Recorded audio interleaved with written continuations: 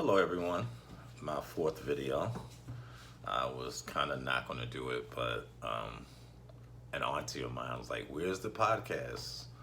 So, and the reason I wasn't going to do it, and again, the topic is COVID-19, which we're in. It overrides everything. Trying to detach from it is not a reality, so we have to be aware that it is affecting every area of our lives. It's a world epidemic. So mental health and addiction recovery. And I use those three things because those are all things that I'm dealing with, and hopefully I can give words of encouragement for you to work through some of the things that you need to work through, thus help me work through the things that I need to work through, since we're all connected. There's one race, there's the human race, and I think sometimes we forget that. We look at all the dividers and borders and things like that, and the reality is, as they say, you're my brother's keeper. We all connected to one another through being human. So back to the reason I was not going to do it today, because I'm feeling kind of sad. We had to put down our family pet, which his name was Alex. He was a boxer, and yesterday we put him down. Basically, he had a cancer, and I like to consider myself not a dog person. But then I got on the Zoom with my sponsor, my sponsee family, and I just started crying. So I realized that I'm feeling some kind of way, and I'm just believing that it's just all the death that we're dealing with. And I said we lost some people in the entertainment industry.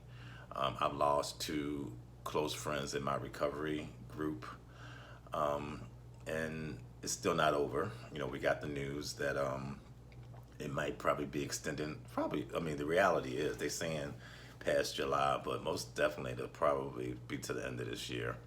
So trying to realize how to continue to take care of self. I've increased, as I said in past videos, my therapy. It's every other week as opposed to once a month before COVID. And because, again, past traumas come up. I'm diagnosed with depression, PTSD, generalized anxiety disorder, bipolar 2. So I have a whole array of things up in this head. But through working on self and putting self first so I can be there for others. And I don't know about most of you, but I was taught that it was being selfish for being there for self. But I realized I'm not giving away anything if I don't have me.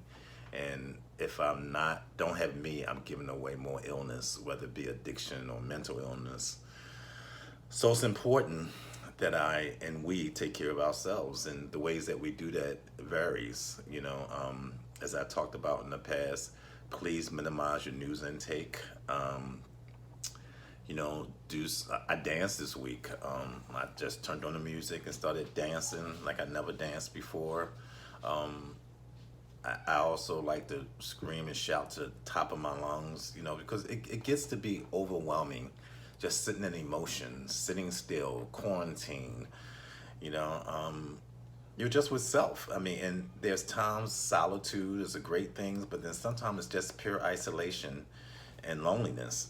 And I think the sooner we acknowledge these things, I know some of us we have this thing that if I don't mention it, then it's not real. And the reality is, the more you suppress, they say, the more you resist, it persists. So it's like, don't resist the feelings of sadness. Don't resist the feelings of depression. Don't resist the feelings of depression. They're there, but don't allow them to overwhelm you. And how do you do that?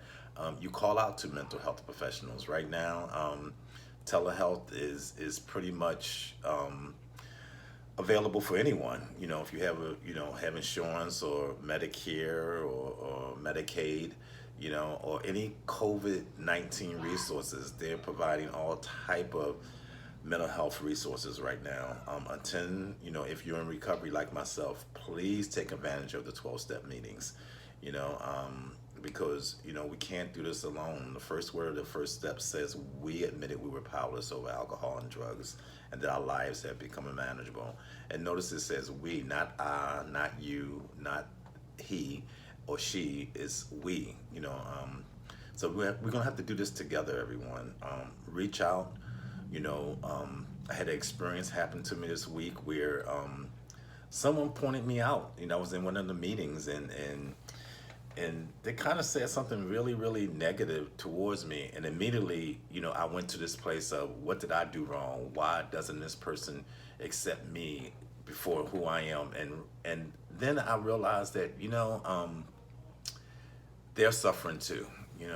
People that, act out or, are very unkind, they have their own illnesses, and they're affected by this. Everyone's affected by the COVID-19. But just realize that I believe at people's best, they want to be kind.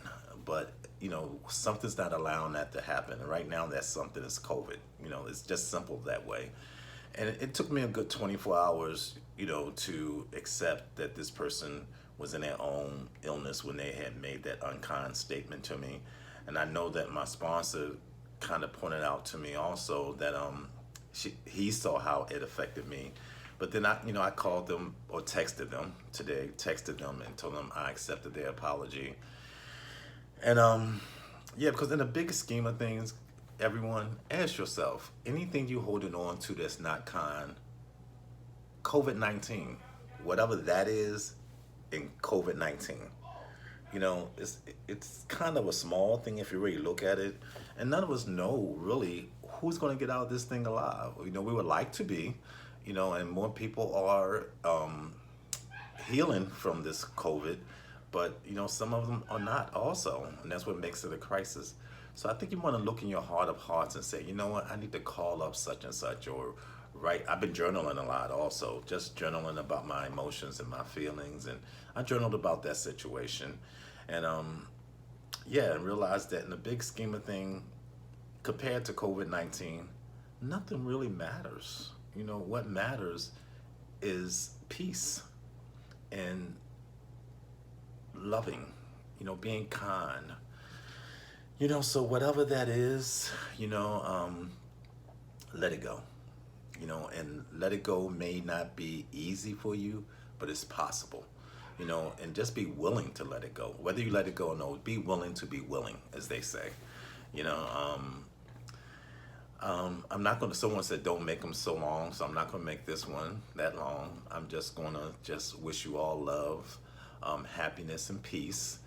Encourage you all to do self-care, whatever that may be, whether that's journaling, coloring in a coloring book, listening to your favorite music, doing a little bit of mindfulness, just sitting still for 1 minute and being in your body, in your spirit, in your mind, all in one place. I encourage you to get through this more whole, more perfect, and more complete. Thank you for listening, and I love you all. Take care now. Bye-bye.